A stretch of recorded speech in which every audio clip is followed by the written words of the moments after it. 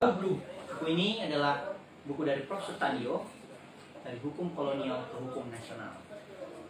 Nah, izinkan saya membaginya ke dalam 6 periode, yang mana 3 periode awal itu kita sebut sebagai periode kolonial, dan 3 periode selanjutnya kita sebut sebagai periode nasional.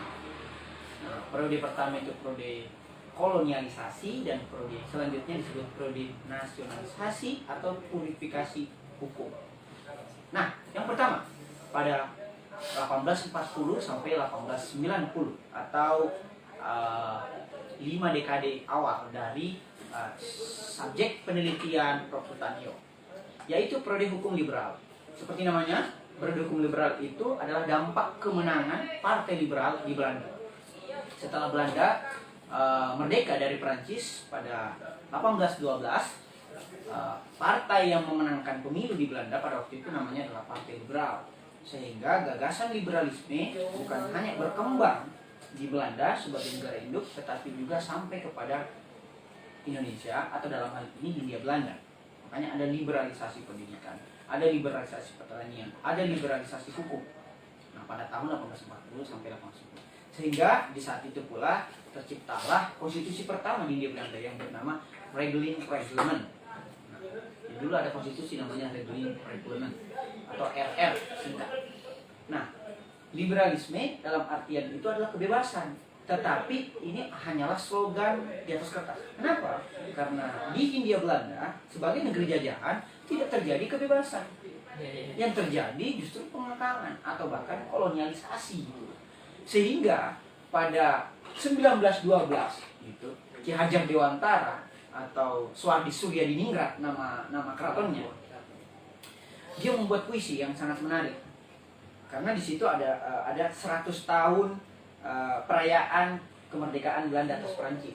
Tapi dia melakukan perayaan itu di Indonesia atau Hindia Belanda, sehingga dengan nada satir Ki Hajar Dewantara membacakan puisi, seandainya aku orang Belanda, aku tidak akan merayakan kemerdekaan tanah yang aku jajah sendiri. Jadi panjang tuh. Itu terus awalnya, seandainya aku orang Belanda dan bla bla bla. Ngeri banget tuh puisi. Silahkan dibaca puisinya, ada banyak yang di internet. Saya dapat itu di buku Genealogi Intelijensianya Ibu Latif.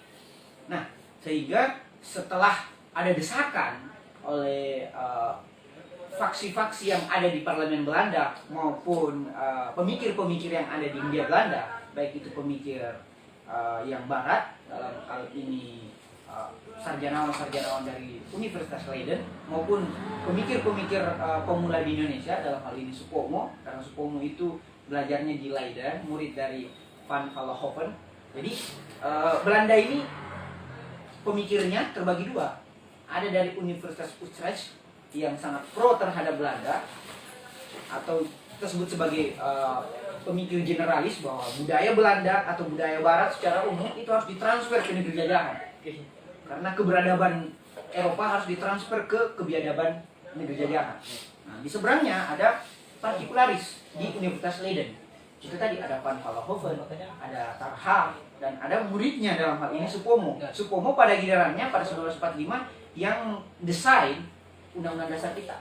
Jadi ini sebenarnya pemikiran Supomo, walaupun berdasarkan juga sumbangsi dari panitia persiapan kemerdekaan dalam hal ini PPKI. Nah, dari pemikir-pemikir itulah kemudian terjadi gejolak sehingga Ratu Wilhelmina itu mengeluarkan kebijakan, yaitu periode politik etis. Itu rasa terima kasihnya kepada Hindia Belanda yang telah memberikan kekayaan alamnya ke negeri induk. Makanya ada politik etis. Politik etis itu ditandai dengan dibukanya institusi pendidikan bahkan kepada warga pribumi. Dulu belum boleh, walaupun ada pula restriksi atau batasan terhadap siapa yang bisa sekolah. Yang bisa sekolah tentunya kalangan priai. Gitu. Jadi gimana yang bukan kalangan priai? Dia sekolah kalau bukan di taman siswanya Ki Hajar Dewantara yang lebih sekuler sifatnya, atau di pesantren yang lebih religius. Jadi dua aja tuh alternatifnya. Kalau kita bukan kalangan priai, nah Soekarno sebagai kalangan priai itu mendapatkan kesempatan, privilege untuk sekolah di sekolah sekulernya Belanda gitu. Nah, bahkan Ki Hajar Dewantara juga sekolah sekuler Belanda, tetapi dia kemudian melakukan perlawanan dan buat sekolah yang sifatnya lebih pribumi. Itulah yang sudah disebut sebagai taman siswa. Lahirlah di situ Tuturi Handayani, Trisentra Pendidikan, itu pemikirnya. Kemarin waktunya kita tur buku di Kaluka, ada yang bertanya kenapa pendidikan kita tidak menggunakan nilai-nilai yang ada di Ki Hajar Dewantara. Sederhana, itu juga. Anda sudah baca tidak buku pendidikannya Ki Hajar Dewantara bagian 1 atau buku kebudayaannya Ki Hajar Dewantara bagian 2? Kalau Anda belum baca, kenapa kemudian kita protes gitu? Wong kita saja belum baca gitu loh. Jadi susah juga. Bagaimana kita mau meng-compare bahwa Ki Hajar itu bagus gitu? Hanya dengan alasan bahwa dia kan ini bapak bangsa dan sebagainya. Baca dulu. Bahkan taksonomi Bloom, pembagian antara kognitif, psikomotor, afektif itu sebenarnya sudah dibahasakan oleh Ki Hajar Dewantara bahkan sebelum kita merdeka. Dengan bahasa yang lain tentunya. Nah, pada periode hukum etis ini lahirlah bangsawan-bangsawan pertama atau pendiri-pendiri bangsa awal. Kan sekarang kan generasi kedua. Generasi pertama ada siapa gurunya Soekarno ini, Cokroaminoto.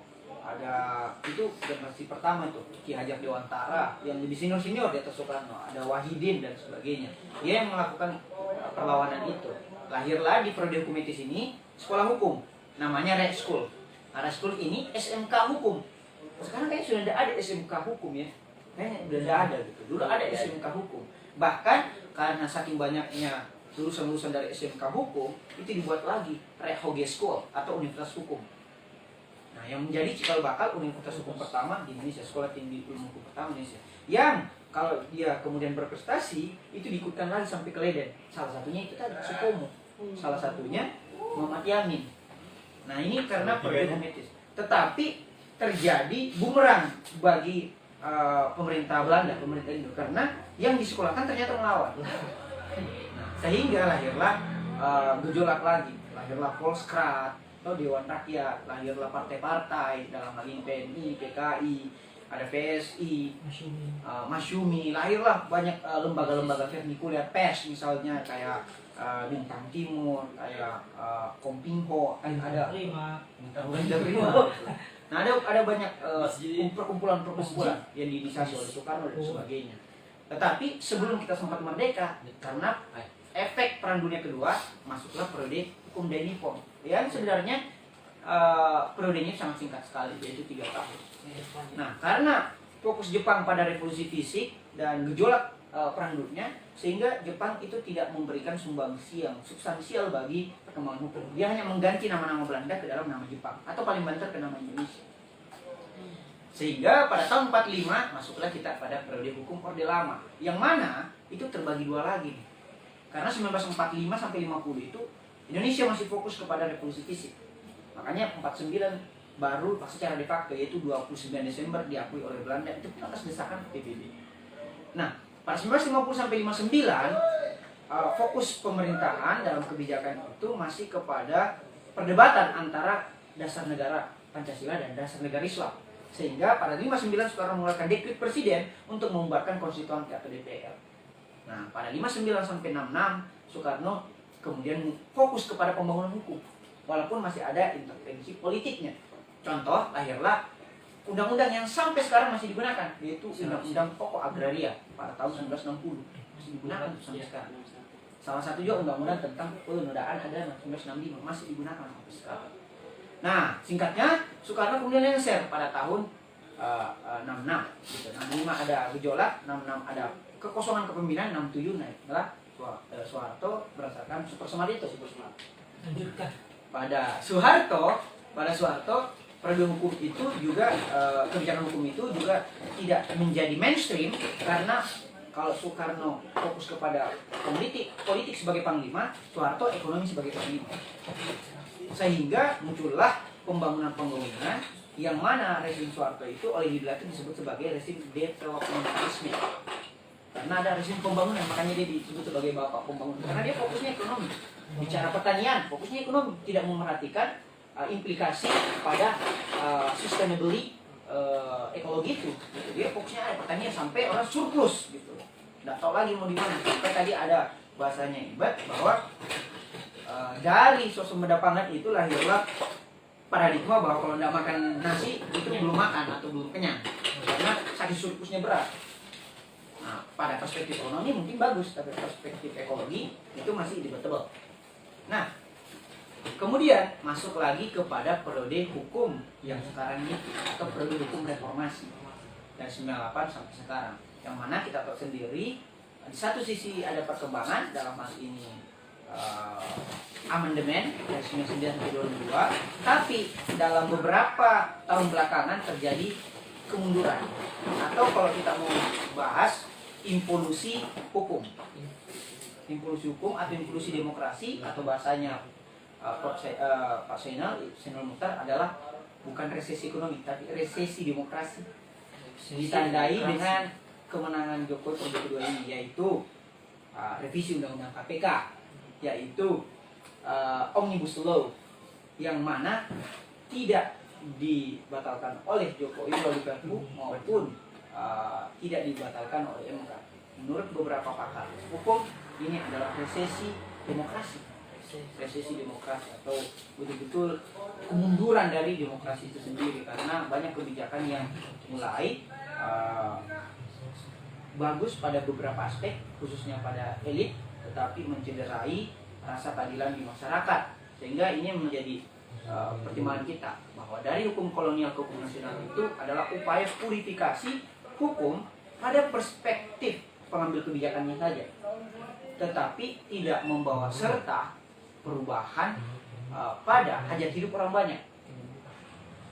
Karena baik hukum di Belanda, hukum di Jepang, hukum Orde Lama, Orde Baru sampai sekarang, peningkatan demokrasi kita, kebebasan pers itu masih fluktuatif, tidak progresif. Kadang naik, kadang turun lagi. Bahkan indeks demokrasi kita baru-baru ini menurun karena kebijakan publik yang diambil oleh pemerintahan kita. Salah satu indikatornya adalah kebebasan berbicara itu menjadi